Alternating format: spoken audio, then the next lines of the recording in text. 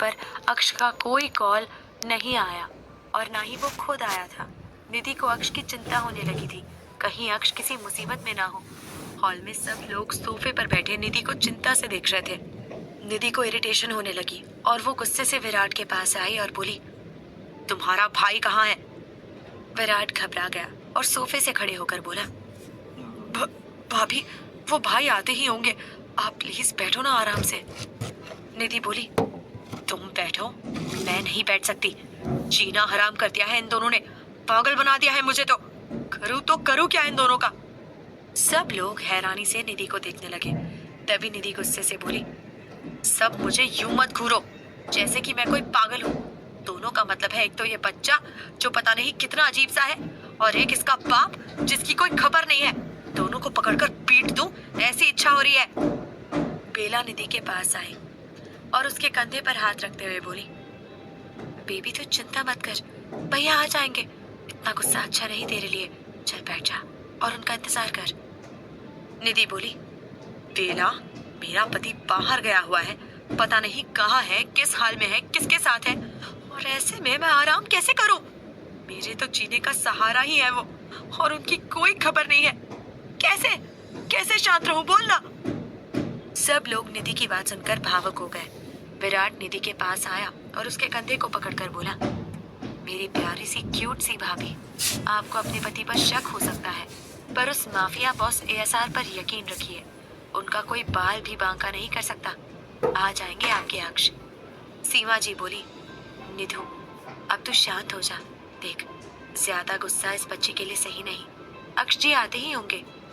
निधि कुछ नहीं बोली और घर के गेट की तरफ देखने लगी। विराट ने निधि को बिठा दिया और उसके पास जीवी को पालने में लेटा दिया ताकि निधि का ध्यान उस पर चला जाए। विराट वहां से उठकर साइड में चला गया और अक्ष को कॉल करने लगा। कई बार कॉल करने के बाद भी अक्ष का कॉल नहीं लगा। अब विराट को भी चिंता होने लगी थी, न जाने अक्ष कहाँ और किस हाल में होगा। विराट ने अपने बाकी आदमियों से कनेक्ट किया तो पता चला कि बॉस तो अपने जेट से चेन्नई के लिए कब के निकल गए हैं और वे लोग दूसरे जेट से आ रहे हैं, और उनके हिसाब से अक्ष अभी तक घर आ जाने चाहिए थे, पर उसकी तो कोई खबर ही नहीं थी। विराट को पसीना आने लगा और वो डर के मारे निधि के सामने देखने लगा जो जीवी से बातें कर रही थी। विराट ने अपने आदमियों से अक्ष का पता लगाने के लिए कहा और चुपचाप आकर सोफे पर बैठ गया और निधि के खूबसूरत चेहरे को देखने लगा जिस पर बेचैनी और तड़प साफ साफ दिख रही थी अपने पति के लिए। वक्त बीतता गया और अब रात के 10:30 बज चुके थे। निधि की हिम्मत जवाब दे गई। उसने विराट के सामने देखा और उदासी से बोली, कहाँ है अक्ष? वो अभी तक क्यों नहीं आए? विराट के पास कोई जवाब नहीं था। वो खुद को शांत करके बोला। निधि बोली, बस अब ये मत कहना कि वो आते ही होंगे, क्योंकि ये बात मैं पिछले कई घंटों से सुन रही हूँ। विराट, किस काम से गए हैं वो, मुझे बताओ प्लीज। विराट ने कहा, किसी जरूरी काम से। निधि बोली, ठीक है, मत बताओ।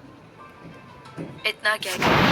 निधि बड़ी मुश्किल से अपनी जगह से खड़ी हुई। विराट आगे आया पर निधि ने अपना हाथ दिखाकर उसे रोक दिया और अपने फोन को लेकर मेन गेट की तरफ चली गई। सब लोग उसके पीछे पीछे चलने लगे।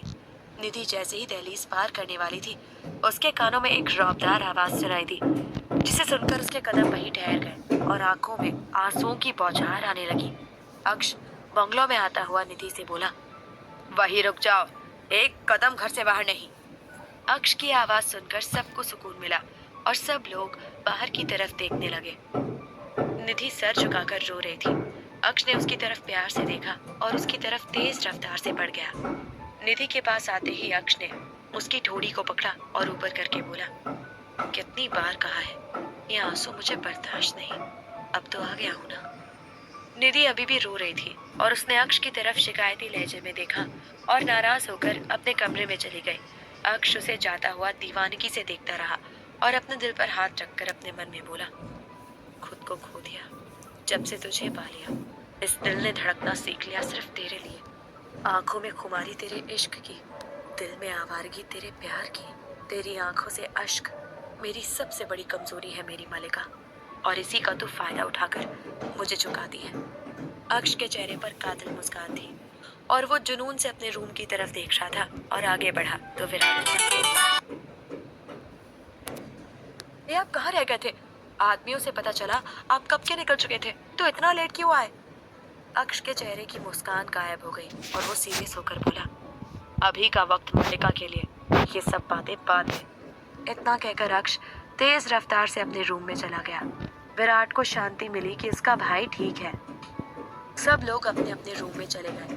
अक्ष रूम में आया तो उसने देखा निधि बेड पर बीचों बीच तकियों की दीवार बना रही थी और बड़बड़ कर रही थी। अक्ष मुस्कुराया और रूम का डोर लॉक करके उससे सटकर हाथों में डालकर खड़ा हो गया और निधि को प्यार से देखने लगा। निधि ने टेढ़ी नजर से उसे देखा और अपने बच्चे से बात करते हुए बोली, आ गया माफिया बॉस किसी का खून करके।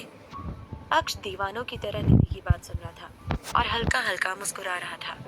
निधि ने बेड पर 3 तकिए लगा दिए और अपने बच्चे से बोली, तुम्हारे पापा को हमारी कोई परवाह नहीं है, इनको बस खून खराबा करना आता है।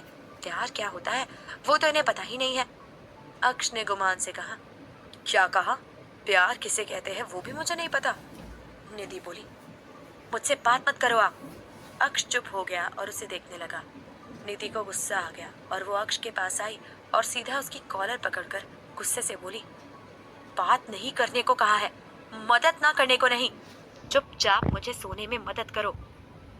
अक्ष जुनून से उसे देख रहा था और उसने अचानक निधि की कमर को पकड़ लिया और उसे गेट से सटाकर खुद उसके ऊपर आ गया और तेजी से उसके होठों पर टूट पड़ा। निधि की आंखों से आंसू बहने लगे तो अक्ष ने उन्हें चूम लिया। कुछ देर बाद दोनों लंबी लंबी सांस ले रहे थे। दोनों का माथा आपस में मिला हुआ था और अक्ष बोला, आ गया हूँ तो अब कहीं नहीं जाऊंगा, हर वक्त तुम्हारे साथ रहूंगा। निधि रोते हुए बोली, इसने मुझे बहुत लाते मारी, बहुत। अक्ष ये बड़ा होकर बिगड़ तो नहीं जाएगा ना? अक्ष ने उसके होठों पर उंगली रखी और बोला, अभी से इतनी दूर का सोचना कैसे आता है तुम्हें? चुप हो जाओ। अक्ष ने उसे गोद में उठा लिया और बेड पर लेटा दिया और तकिए को हटाने लगा तो निधि बोली, इन्हें मत हटाओ, ये हम दोनों के बीच रहेंगे, आपकी सजा है। अक्ष ने एक झटके में सारे तकियों को साइड में कर दिया और निधि के एकदम पास आया। उसने निधि की टी शर्ट को ऊपर उठाया और उसके गले से पेट पर हाथ रख दिया। अचानक बेबी ने लात मारी। अक्ष मुस्कुरा उठा। वहीं निधि ने मुंह बिगाड़ा और बोली, इससे भी पता चल गया कि इसके पापा आ गए हैं। The mafia boss is back. अक्ष आंखें बंद किए अपने बच्चे को महसूस करने लगा और धीरे धीरे निधि के पेट को चूमने लगा। निधि को गुदगुदी हो रही थी पर वो खुश थी कि उसका अक्ष सही सलामत वापस आ गया। उसने अक्ष के माथे पर हाथ रख दिया और आंखें बंद करके सो गई। अक्ष उसे यूं ही चूमता रहा। अक्ष के आने के बाद अब सब कुछ ठीक हो गया था और अब अक्ष पूरे दिन निधि के पास ही रहने लगा था। पर दिन प्रतिदिन निधि की तकलीफ बढ़ती जा रही थी और अब वो बिल्कुल चल नहीं पा रही थी। उसे बाथरूम जाने के लिए भी अक्ष की मदद लेनी पड़ती थी क्योंकि बच्चा भारी था और नीचे भी आ रहा था। निधि की बॉडी का वजन तो कुछ खास नहीं बढ़ा पर पेट काफी गोल मटोल हो गया था। रात भर निधि दर्द से रोती और अक्ष उसे बड़ी मुश्किल से शांत करवा के दवाई देकर सुलाता था। निधि का 8वां महीना आधा होने आया था और तकलीफ 9वें महीने जैसी थी।